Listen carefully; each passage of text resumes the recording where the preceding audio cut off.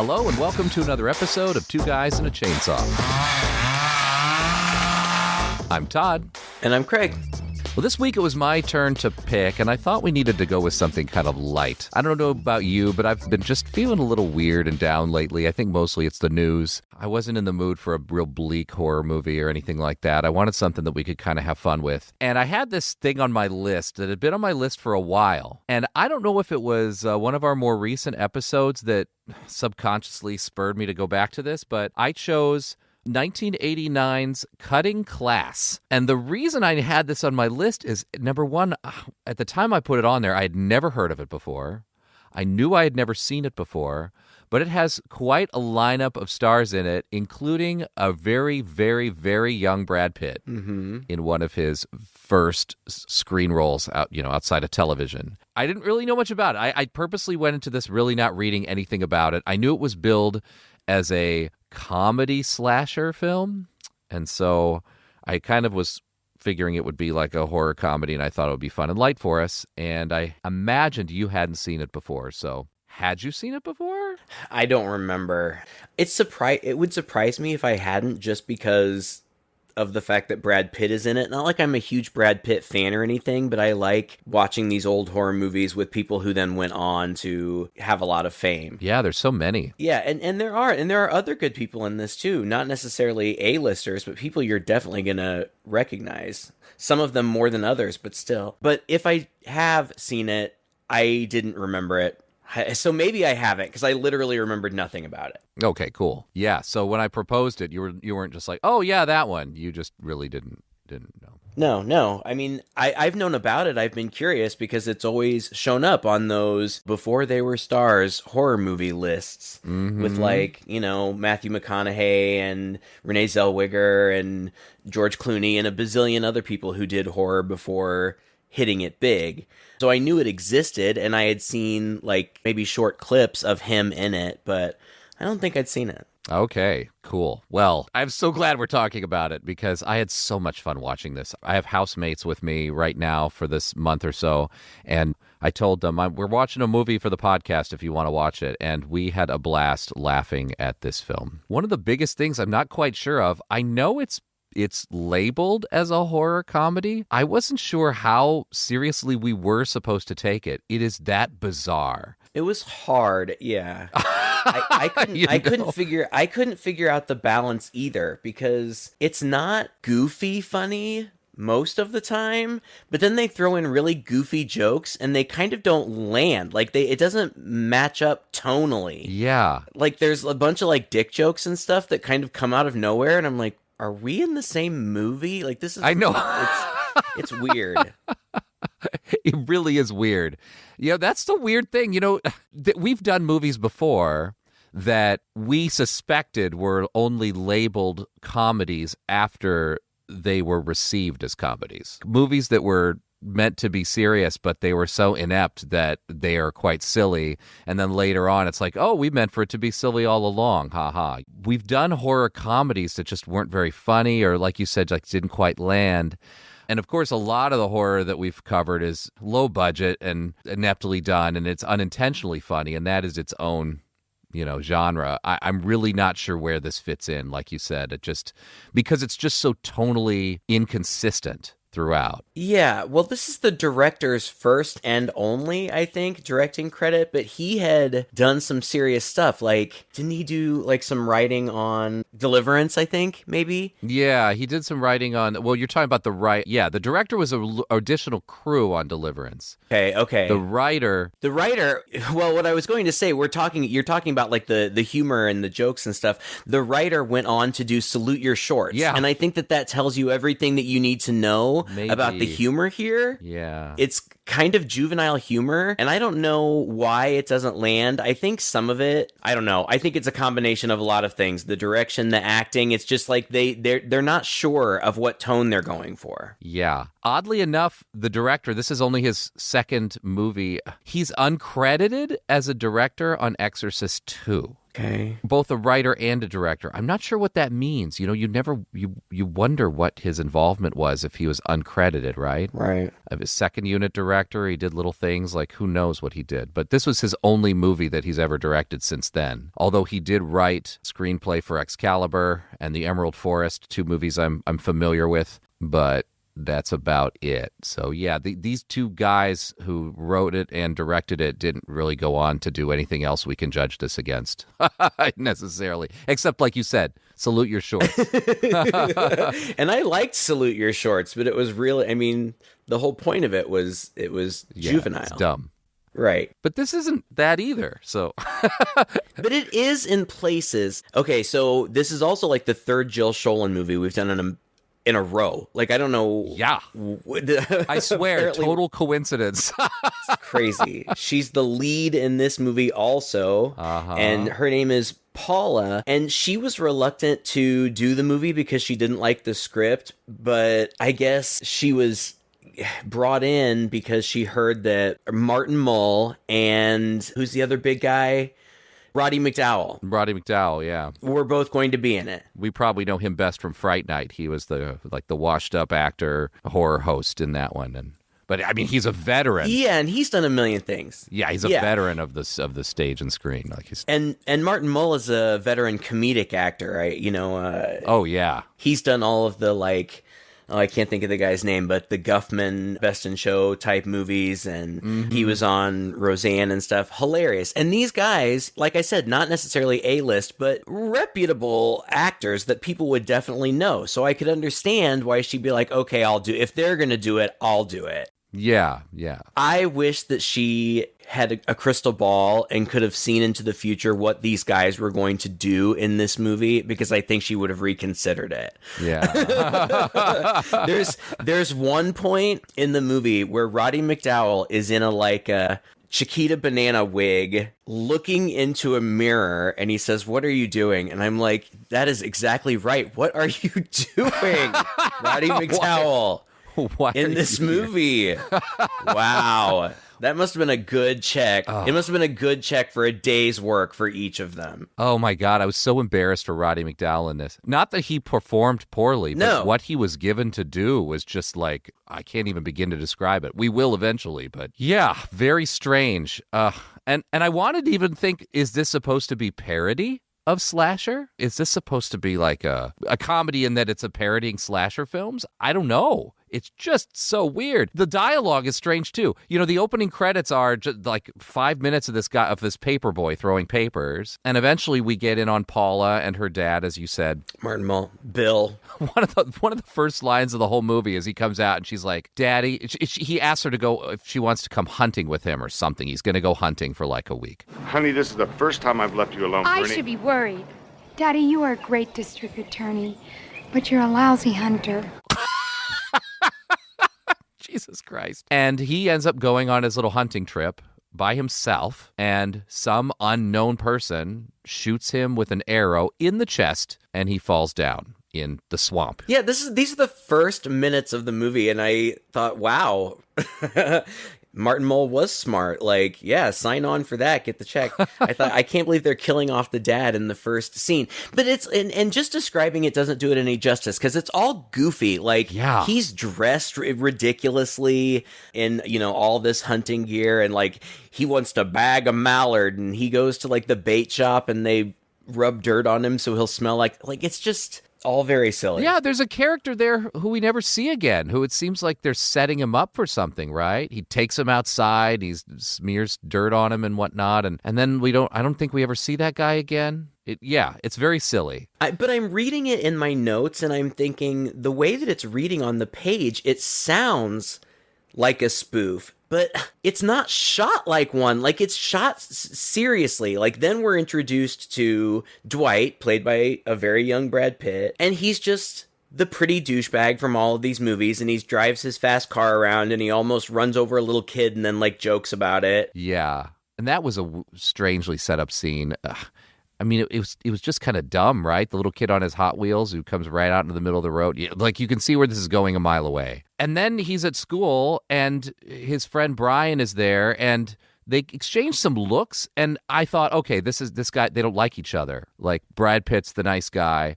Brian is the broody. Brad Pitt's the douchebag. Yeah. Brian's the moody dude. And they both kind of are interested in Paula because Brian keeps giving her these looks, which are actually kind of creepy. Yeah, super creepy. And Brian is climbing the rope, and Dwight comes over, and as he starts yanking the rope around to mess with Brian, and Brian falls off the rope, and the Dick Koch comes over and yells at Brian for falling off the rope, I guess.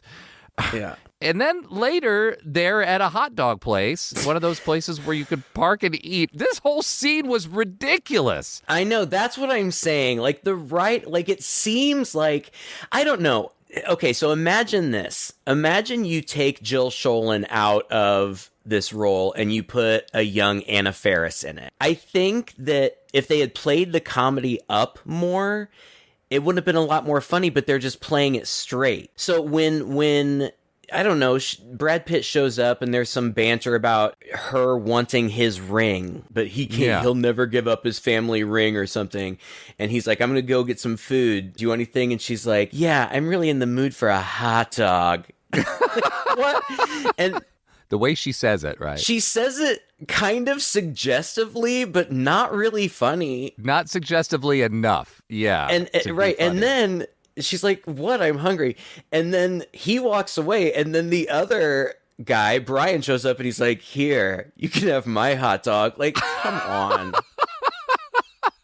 To which Brad Pitt shows up, gets really angry, tells her to get in the car, like he's her master, to which she dutifully obeys, gets in the car, rolls up the window, and he tells him off. And again, it's just like the whole district attorney line. This dialogue between the two of them is clearly meant for us to understand that Brian has been in a mental hospital. Yeah.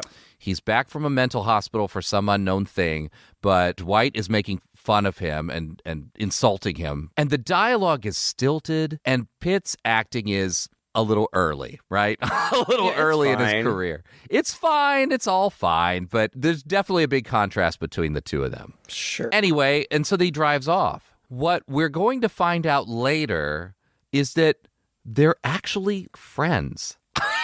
Or they used to be before Brian went into the hospital. Yeah, and if this should have been established in some way early on, I think. Well, right, because just Dwight is outwardly mean to him initially. Like, he seems like he's bullying him. You would never guess that they were friends, but... And Brian's just quiet and creepy, and creeping on his girlfriend. It's like it's setting us up for this one thing, and then suddenly we get new information that just changes that whole dynamic for us. Right. And that's later, but it's just so abrupt. It's just so abrupt. They seem adversarial throughout the whole movie, and then there's just one scene, and I don't want to jump to it because it's much later, but where it's just like, oh yeah, we're pals, remember? Like, yeah. Anyway. Yeah. Okay, so we find that out. And then one of the weirdest... Oh my God. And it's doubly weird because it happens twice. Paula has a guy at her house. In this case, it's Dwight. And for some reason, he puts on all of her dad's clothes to seduce her. His suit. Yes. What would make that sexy in any way? Oh my God. And the suit's like large on him, so he goes, your dad's a little bit bigger than me, but I'm bigger where it counts. Gross! Like, yeah, and he lifts up his pants to make it perfectly clear and looks down at his dick while they're in bed, which causes her to jump on him. Oh my God. So weird and gross. Weird. Whose idea was that? Oh my God. We were laughing hysterically, but we were also very confused. And then you get to Roddy McDowell. We're at school and he's the principal, and he's the principal from Grease, where half of his shtick is he's getting on the intercom and he's talking to the students. Do you remember those days? I don't think they exist anymore, right? Where all this information is conveyed over the school intercom, or is that still the case? Well, we still have one. They do like the announcements and stuff over it, yeah. In the morning. Do they do like Pledge of Allegiance and things too? Yes, it's legally mandated. Isn't that gross? It is gross. I did not realize that was still a thing. Do you know that when I was in middle school, for reasons I still don't understand, for some reason the principal of the school had singled me out and asked me to come in and start doing the announcements for the school. So I did the Pledge of Allegiance and the announcements in the mornings of my middle school at the worst possible time for an adolescent boy to be speaking over the air to the entire school body. That's funny. There were definitely moments where I would be like, and today at lunch, and I'd have to come back to a classroom full of kids who hated me anyway. Hey, Todd, welcome back. That's hilarious. Oh my God. The thing that... So Roddy McDowell, this is his introduction. This is the first time you see him, and the camera pans to him in front of the microphone. And the very first thing that he does is he pulls a sock off of the microphone and sniffs it, and it's like, what the fuck? I still don't understand that. What is happening? Whose sock is that? I feel like there are, especially with him, but throughout the movie, there are a lot of things that are just apropos of nothing. Yeah. Like just something strange and bizarre that is not important and is never going to be explained. But what is happening? Yeah. And then apparently at this high school, they use students as nude models, not really nude, but as body models for their art class, which I thought she was going to get naked. I thought that's why. I thought so too, yeah. Brad Pitt was mad at her for a second, but yeah, Jill Schoelen wasn't getting naked for this movie. All of the adult men in this movie are gross. The teachers, well, first of all of the teachers in this high school are men, and the principal, the only woman, I think, is the vice principal. And yes, every single one of them is a lecherous, disgusting perv. Yeah. The art teacher, and again, I wasn't sure how he was playing this. At first, I'm like, oh, he's a lecherous perv. But then he's just kind of strict. I was having a hard time nailing that one down. Anyway, he's got a small role. She comes into the class, and she is dressed in like a leotard, and he's talking about how, okay, now you're going to look at the way the muscles are and the tone and all that and the human body. Here, pick up this apple. And he drops an apple in front of her so that she can bend over and pick it up. And he's kind of leering at her a bit while he does it, but he's also talking to the class and he's walking around her. And it's like, look at the form and everything like that. And then out of nowhere, Brian shows up. And he's in the class. He's not a member of the class, but he's snuck in. He's been leering around the background. Does this guy just follow her around at school and sneak around? It seems that way. He can predetermine where she's going to be because oftentimes he'll just happen to be. Yeah, exactly. He just sort of happened to be there, and he's kind of stumbles forward, almost topples a statue, like a Venus statue or something over. And of course, he wraps his arms around it and he's grabbing its boobs to pull it up. And the art teacher goes, "Oh, it seems like you want to be part of this class too. Okay, why don't you come over here?" Pulls him in and then has her hold the apple up and have him reach for it. I don't know. This guy's doesn't have a lesson plan. I think he's just winging it here. But this puts the two of them together face to face. And while the teacher's talking on and on, there's this moment between the two of them where it looks like they're about to kiss. Mm-hmm. And that was weird because, again, we know that she's got this boyfriend. We know he's insanely jealous, but he's been creepily leering at her, and now it feels like she's leaning into it a bit. Yeah, it doesn't really make any sense. He's super creepy. Yeah. He's super creepy. He has, as far as I know, an unexplained scratch on his face throughout the whole movie. Do we know what that was from? No, I don't think so. He wears the same clothes every day, so he's presumably homeless.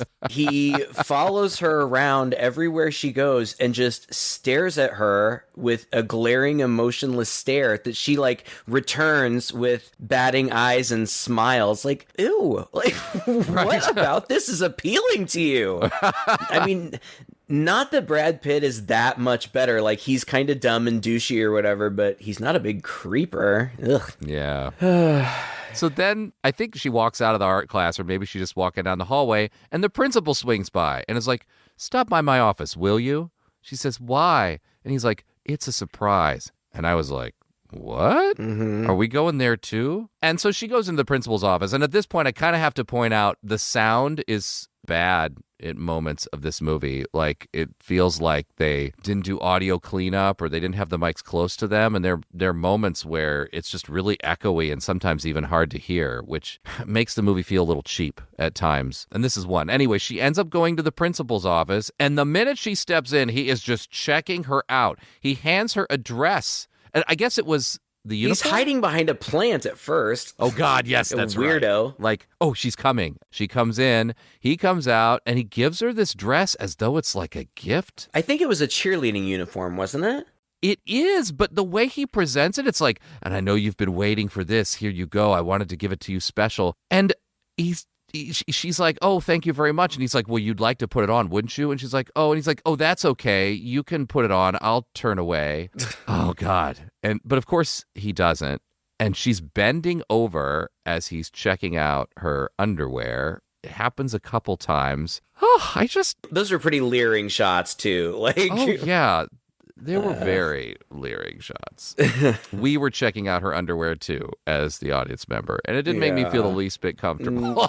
No, it felt dirty. Yeah. Then it cuts to the art teacher who's cleaning out the kiln.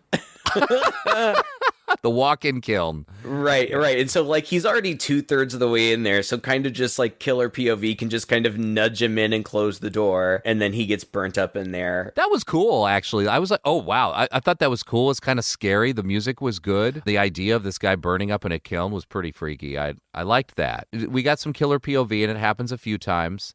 So somebody shot her dad. Somebody pushed the art teacher in a kiln. Who's taking their revenge and why? We're really not sure at this point. Could it be Brian? Could it be jealous Dwight? Right, Dwight, right. But neither of them feel like appropriate suspects at this point. Well, Brian's too obvious. And then if Brian's too obvious, then that makes Dwight too obvious. And then they are also throwing in, like, there's a really spooky custodian who's like aggressively creepy for absolutely no reason. Oh, yeah. I think he's supposed to be like a dude with PTSD or something, because he's kind of dressed in military gear and he kind of shouts things around almost like he's in the military. But God, if this guy was in your school for 1 hour, you'd fire him. I don't know why he's employed at this school. There are a lot, and there are, like, it could be Roddy McDowell because he's weird and creepy. And I have to admit that it, like, I was never sure. To that, the movie gets some credit. But also, it feels like they're throwing out aggressive red herrings to the point where we can't necessarily get a handle on anybody's character. Even Brad Pitt's character, Dwight, you flip-flop between thinking, oh, he's not really that bad, to like, oh, he's clearly a douchebag. This scene with him and his girlfriend in the car, there's probably 2 or 3 of them where they're sitting in the car, they're trying to make out or something like that. And they're flirty, and she's nice, and she's responsive. And then they have some kind of fight. I don't remember what it was about. Maybe she didn't want to make out in the middle of the day. And so he leaps out, and he's angry. He's drinking beer right there on the school property, and he walks away. Dwight, come on, don't be mad. Hey, I don't get mad. I get even. Okay.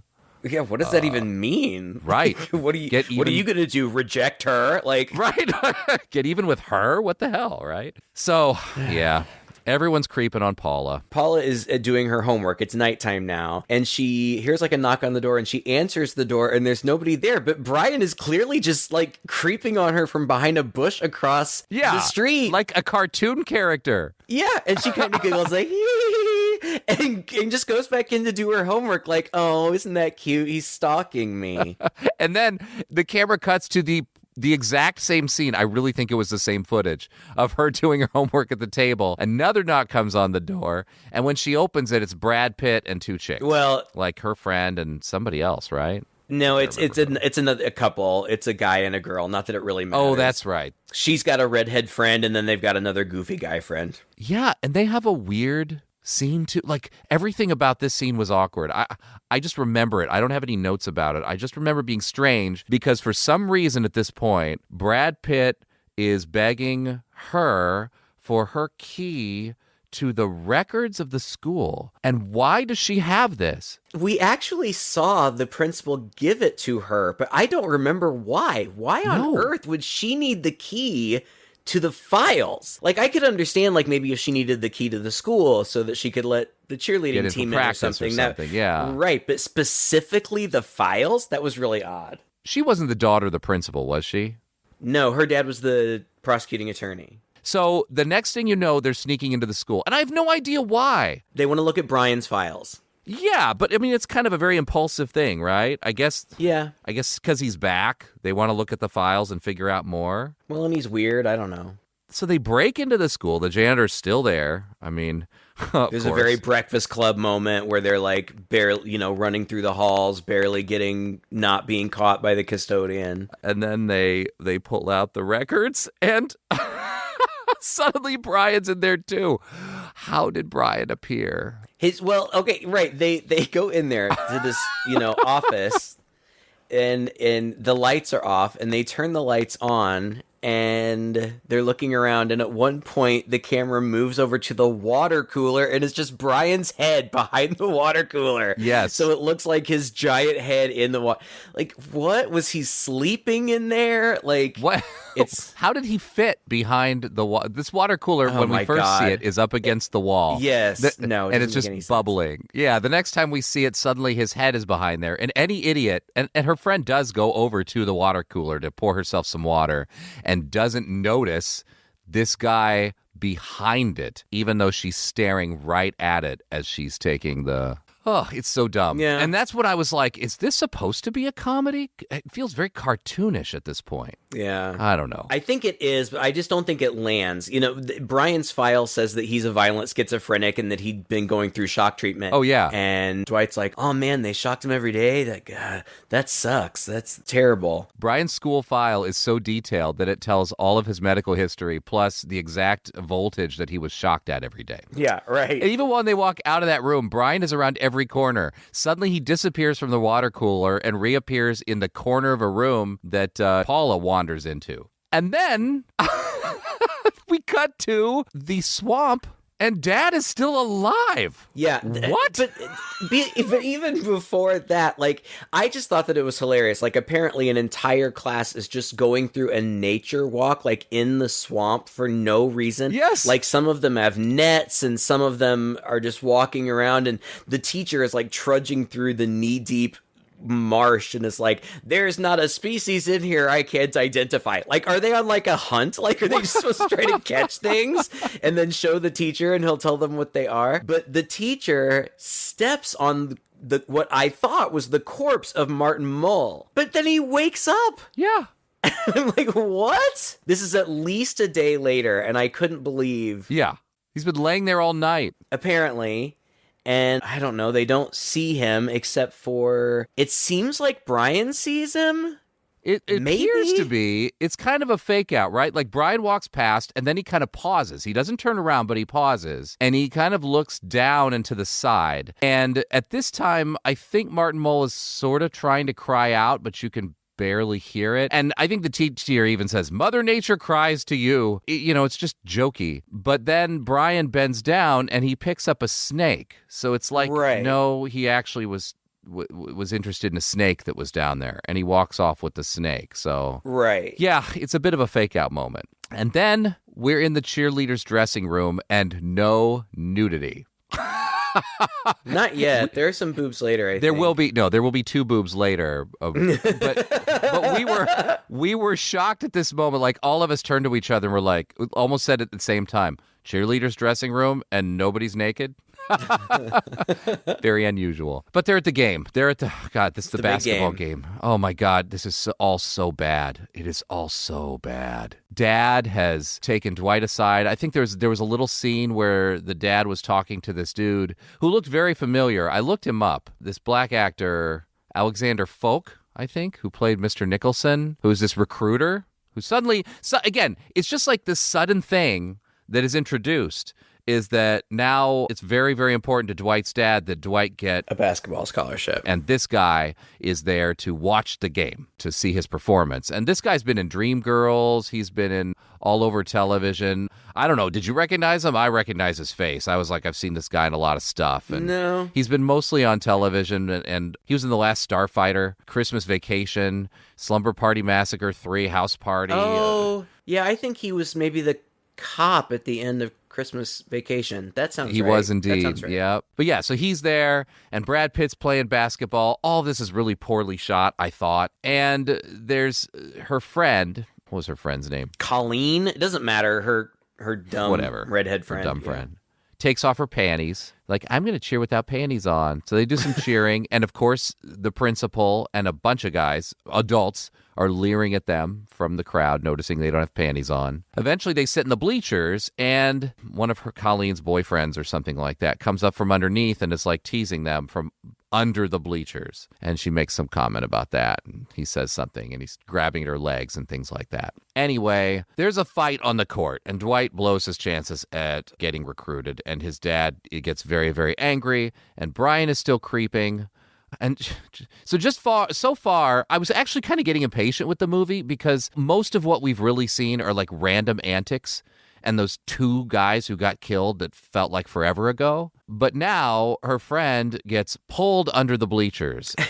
And it was funny to me because it made it seem like they had established that he could like tickle her legs or grab her legs or whatever. Yeah. So then when it happened again, I was assuming, oh, she's going to think it's her boyfriend. Right. But it's not. Right. And whoever it is grabs her and like not violently, but not gently either, kind of pulls her down through the bleachers all the way down. It's awkward. Well, and I thought this is great. This is a great kill. You know, she's going to be surprised. It's not her boyfriend. It's the killer. I thought the boyfriend will probably already be dead. No, it was the boyfriend pulling her down. They just both then happen to get killed down there. That's right.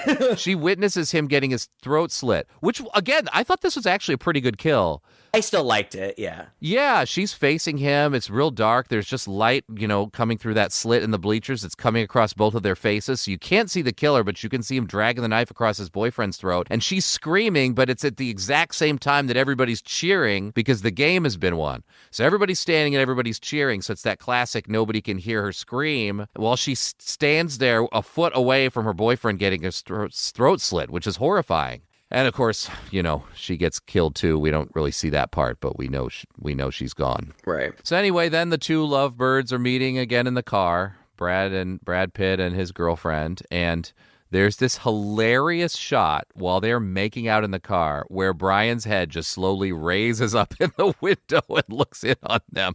Yeah, and then he pounds on the door and walks away, which they totally see. So It's so weird that like he's just stalking them all the time and they know it. And oh well, the creepy custodian. This bothered me too. The creepy custodian mops up the blood and like sniffs it and shit, but doesn't really say anything. Doesn't do anything? Doesn't really say anything? No, and we find out that they know that these kids are missing. The art teacher is missing, and maybe another teacher, I don't remember. But they know people are missing, and he's mopping up all this blood, and he just doesn't say anything? Like, yeah. I mean, it doesn't make any sense. Also, the blood's in the middle of the court. I'm not sure how that works, but it's kind of lazy. The blood would be under the bleachers, not in the middle of the court mixed with popcorn. Right. Well, then we get to the scene that I was referring to later, where first you see, for reasons unknown, Dwight drives his really nice car into the auto shop bay at school. If I drove a really nice car like that, the last place that I would have it worked on would be in the auto shop at a high school. Like, it doesn't make any sense. Good point. Yeah. Probably not qualified to work on a car like that, honestly. No, he drives it in there, and the teacher with the whole other rest of the class is like, today we're going to learn about brakes. And then he marches away with the rest of the class, and only Brian slides under the car and starts messing with the brakes. But then Dwight slides under there with him. And this is when it's like they were best friends before. Yeah. I mean, Brad Pitt had mentioned it once before. He had said something like, I know we used to be friends. I know we used to hang out, but that was before. Brian was like, what, before the hospital? He's like, yeah, whatever. So, I mean, we kind of knew that there had been a connection, but here it seems like they were like besties. Yes. And then the conversation they have was starting to shock me because then Brian turns to him and says, remember that time under my dad's car? They took that part out and put it back in. I never told anybody about that. And I was going, is this supposed to be like, were they messing around? Did you get that feeling from their conversation? What do you not feel messing around? Dude, I thought there was some serious homosexual boys experimenting or something going on with this talk. I didn't read innuendo into that. I think what he said was, remember that time we took my dad's car apart and we didn't put one part back in, I think is what he said. Oh, no, dude. No, that's not exactly how it went. Well, anyway, I see what you're saying. I got the vibe, but I didn't write down the dialogue, so I'll take your word on it. But in my notes, I wrote, wait, they tried to kill Brian's dad? Right? I know. And we weren't paying I was paying attention, but I was also very sick and I wasn't at the top of my game because that newspaper, the headline on the newspaper in the opening credits is "Boy Who Killed Father Released from Hospital." Yes. So now it seems like Dwight was an accomplice in this act of trying to kill Brian's dad, and Brian took the full heat for it. That's kind of what he's saying, right? I never told anybody. Yeah, I guess. It's so weird. It's a lot to lay on you in a casual conversation between these two guys, especially when they're having a moment. Mm-hmm. I really didn't know how to take that, but none of it felt good.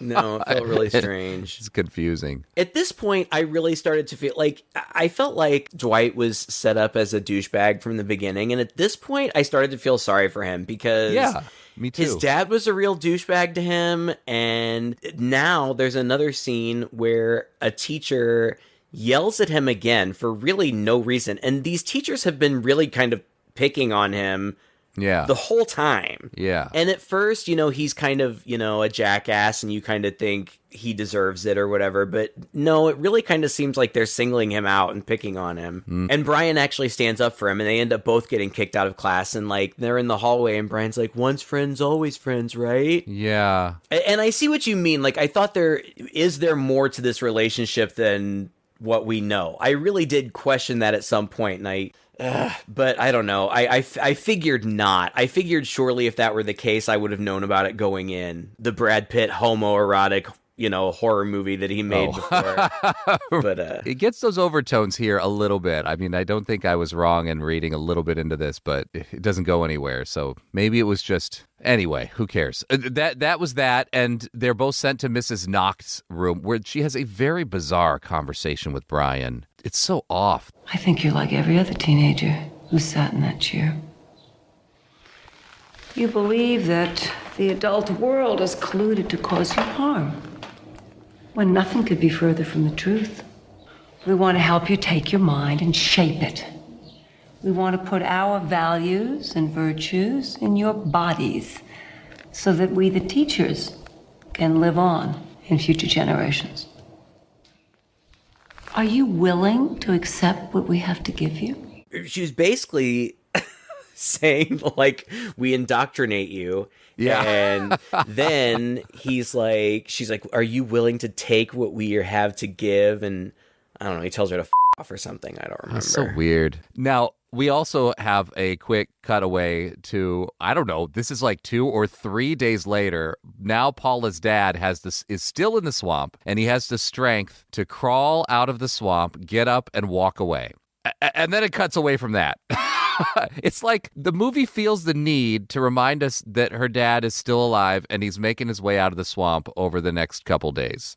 At 10 to 15 minute intervals, they will just cut to a scene with him where he is just trudging through the swamp. Which it makes even less sense every single time we see it, because it's so much time has passed. I liked this next scene where there was just a random scene where I can never think of their names. Dwight and Paula are just walking through the gym and are accosted by the creepy custodian. Super intense. Yes. It's something like, I'm the only teacher you'll ever remember. I'm the custodian of your fucking destiny. And they're like, and they literally walk away, and she's like, what's with him? And he's like, I don't know. And they just walk away. They just go. This scene is also to remind us the custodian is still there, and he's still a potential killer. That's all this is for. I'm still thinking, where are the bodies? Like by this point. And then this next scene is something I hadn't ever seen before in a horror movie, so I guess that was good. Death by Xerox.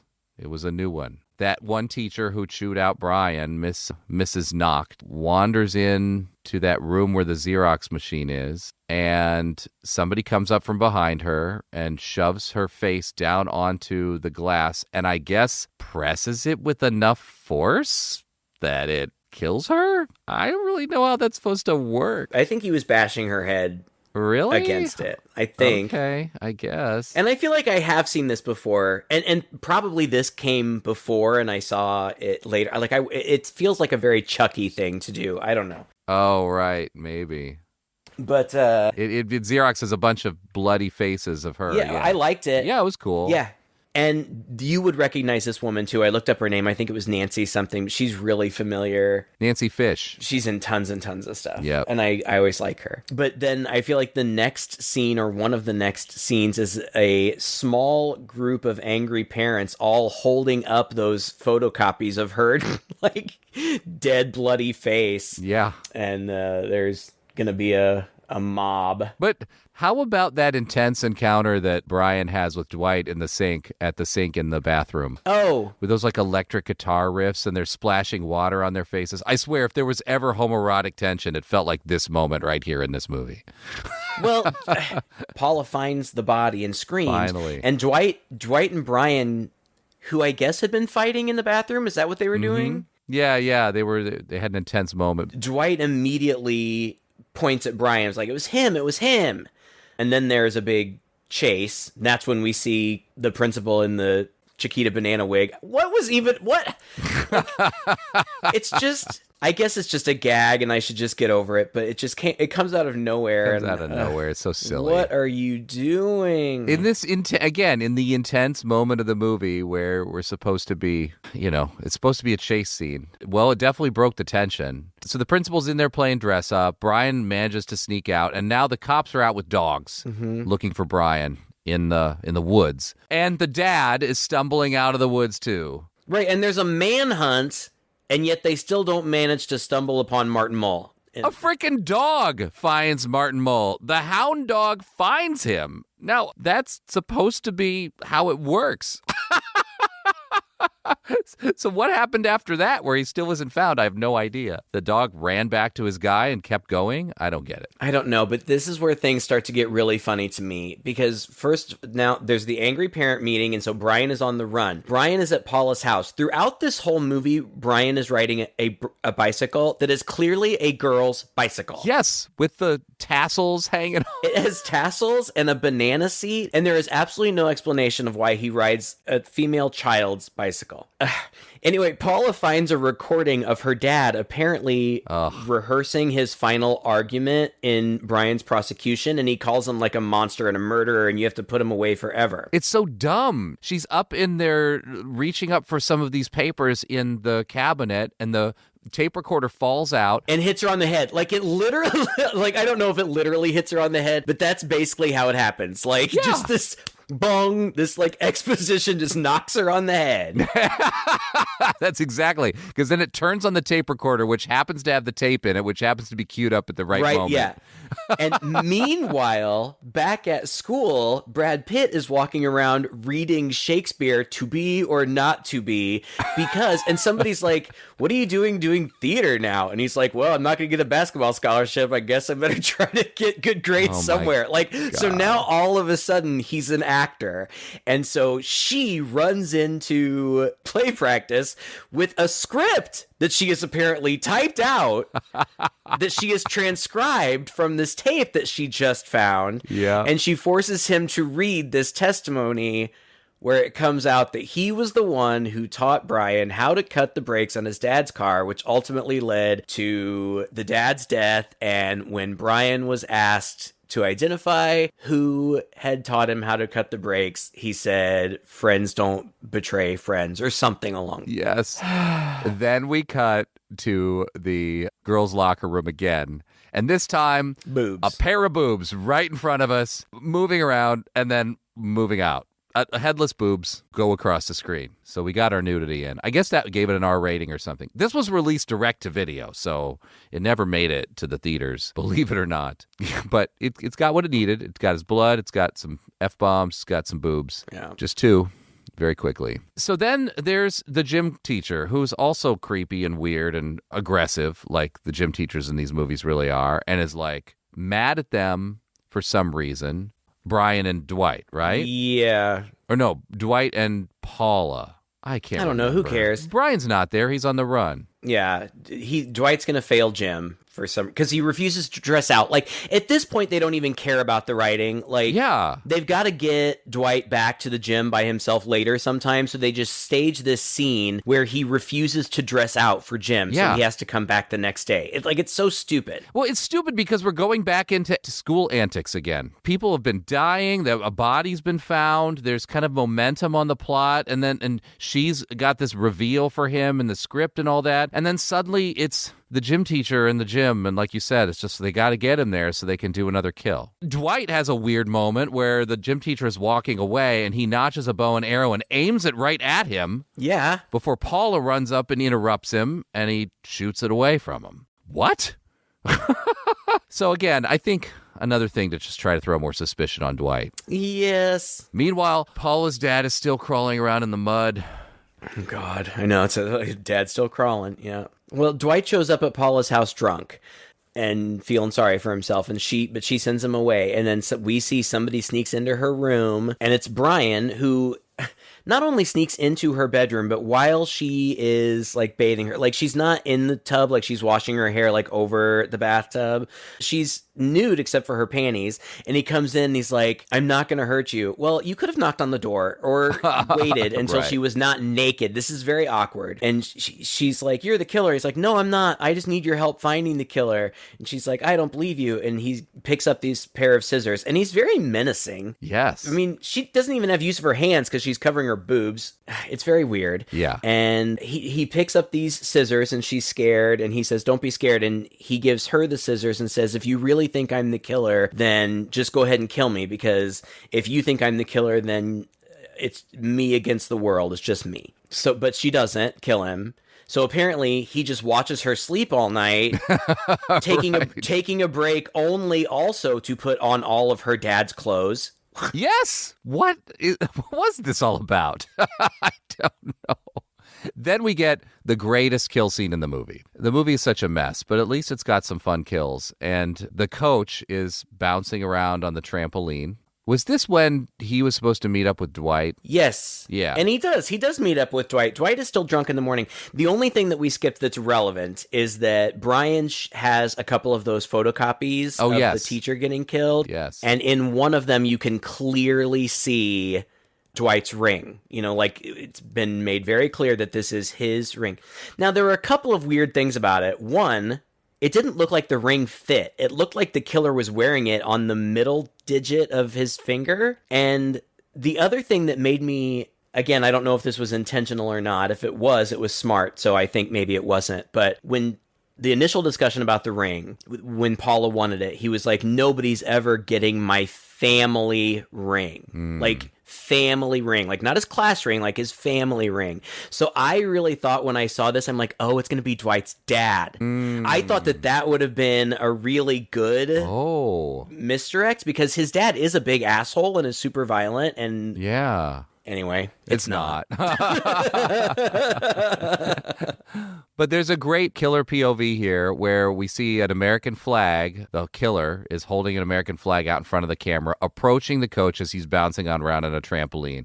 And I was like, oh my gosh, are we really going to do this? And we are. The flag goes under the trampoline. We get some great shots from underneath it as the coach is bouncing down. And sure enough, he bounces right onto the upright flag and gets stabbed in the body. I loved that.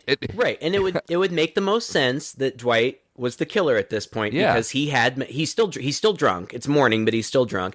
And he had met the coach, and they had exchanged used. But Dwight had marched off to go get dressed out, and he said he would come back. Then the murder happens immediately after that. Mm-hmm. So, I mean, I'm still thinking the movie is trying to misdirect. Like, again, that seems too obvious. But at this point, I'm like, well, now we're getting down to it.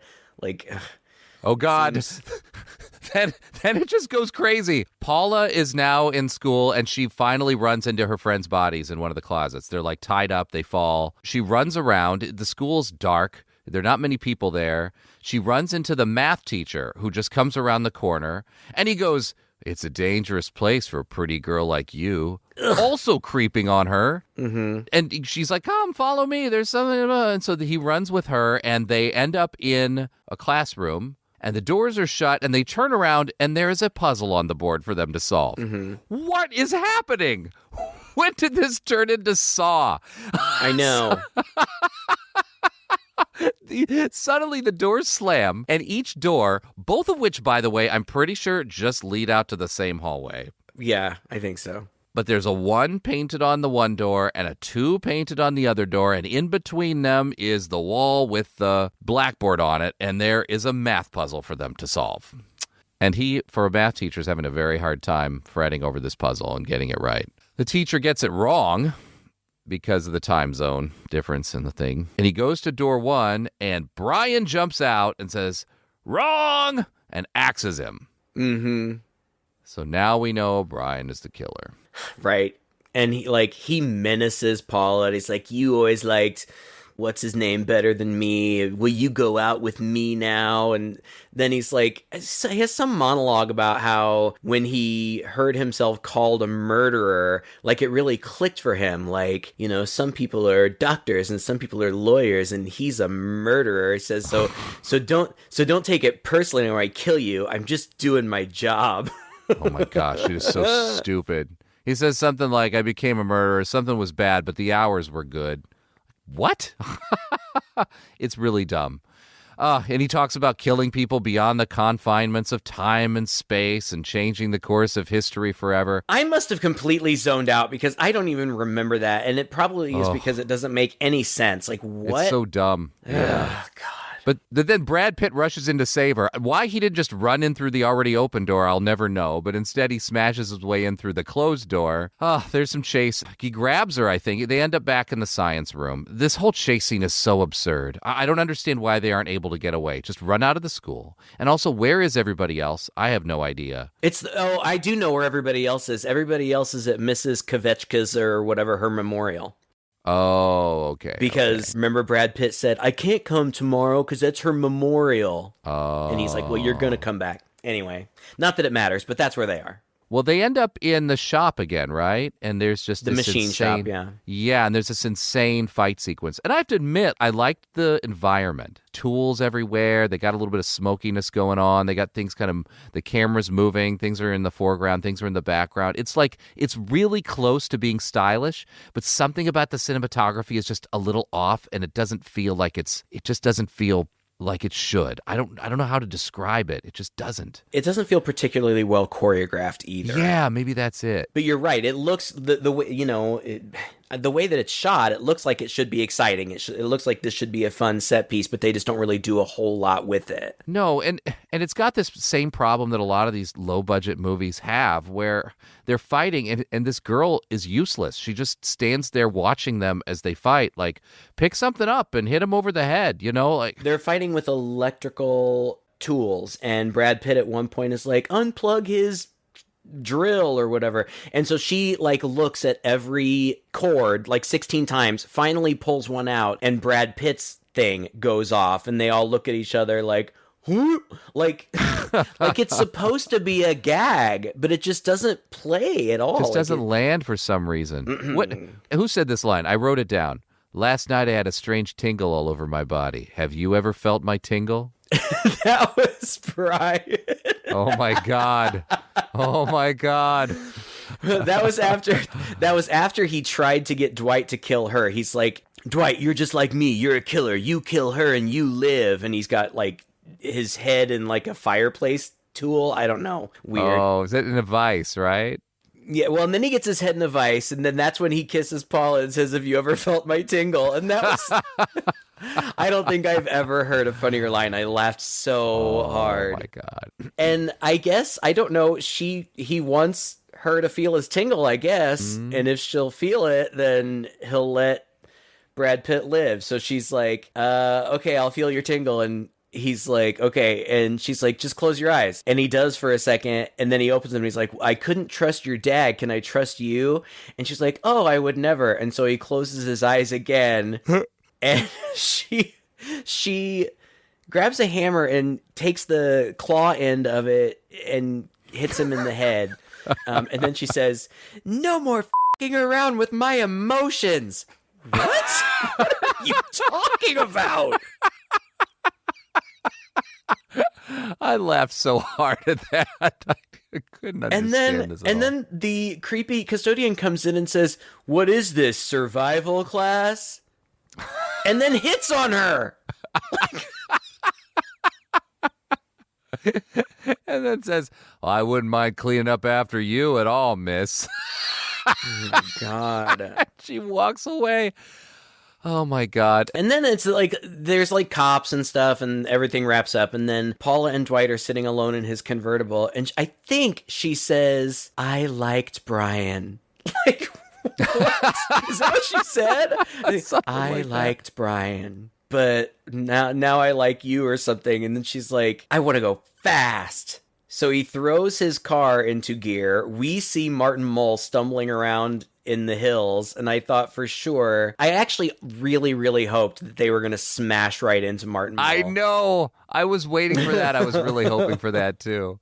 He stumbles out, but it's sort of like it's sort of bookended by, the scene in the beginning with he almost hit the kid, where he skids out in front of Martin Mull just in time. Well, and his brakes were cut. Oh, yeah, so there's some tension, yeah. Yeah, so we find out that Brian had, in fact, cut his brakes too. But you're right, he action movie maneuvers around Martin Mull. Who then just kind of walks over to the car. He's been out stumbling around for days without food, without water, through the woods and mud and whatever to make his way back to the house. And he just kind of casually walks over and like, what are you doing? And she's got Brian's blood all over her shirt. And she's like, and he's like, yeah, and he's like, I'm going to kill that Brian so-and-so. And she says, don't worry, we already took care of it. He's dead. And he's like, oh, okay. Wait a minute. What are you doing out here? You're not cutting class, I hope. And she looks at him like, aw, Dad. And it freezes on her. Dude, the three of us erupted when that freeze frame came on with the music. We were dying because we called it. I'm glad that you had the opportunity to watch it with friends. I'm sure that was a much more enjoyable experience. So much fun. I was sick, like physically sick. I had to force myself to get out of bed to watch this movie. I was tired. I was dazed and confused, and I went back to bed immediately. I at one point I walked out and to get a drink of water or something, and I said to Alan, I don't know if I'm gonna be able to make it all the way through this movie. Oh no. But I did. And I think under different circumstances I would have had a better time with it. I think there are things to laugh about, but as you said from the beginning, I think that tonally it's imbalanced. I don't think that they were all on the same page in what it was supposed to be. The script seemed like it was meant to be one thing, and then the way that it was executed didn't seem right. Yeah. So, I don't know. Yeah. But, I mean, we've definitely 100 bazillion times seen worse. Sure. And I actually really did enjoy seeing Brad Pitt in this early role. And is his acting amazing? No, but, for a kid, yeah, a lot better than a lot of the acting we see in these low-budget movies. It is. Like I said, I mean, it's silly enough that you kind of have some fun with it, but you're still scratching your head. So, I don't know. Yeah, it's an odd feeling watching this movie, but ultimately I had fun with it. And like you said earlier, I think it's much, much better to see with friends so that you can goof on it together and be in good spirits about it. I don't know if we've reviewed one with such negative ratings on Rotten Tomatoes. I think it's like 14%, and no, I don't think it deserves that. No, but You got some good stars in here. You've got a goofiness about it. And I don't know. I was entertained. Yeah. I was entertained. It's not a good movie, but it was an entertaining movie to watch. It's light. Yeah, it's fine. Yeah, I'd recommend it. I would too. If you're into this sort of thing, yeah, for sure. All right, well, there we go. Thank you guys so much for joining us in this episode. If you enjoyed it, please share it with a friend. You can definitely find us online at our website, chainsawhorror.com, or just Google Two Guys in a Chainsaw Podcast. You'll find our Facebook page, our Instagram. Send us a message there. Let us know what you would like us to do. Also, head over to patreon.com/chainsaw podcast, where you can get reviews that we do, just written reviews, little life things that we talk about, also the complete unedited versions of our phone calls that lead to this podcast, all the stuff we cut out, all the personal stuff we talk about before and after will be there, and a book club. We're reading books left and right and enjoying them. If you're a reader and you like horror, go check us out over there. We have a nice little community going on with that and good friendship. We do Zoom calls every now and then. It's real fun. Yeah. Until next time, I'm Todd. And I'm Craig. With Two Guys and a Chainsaw.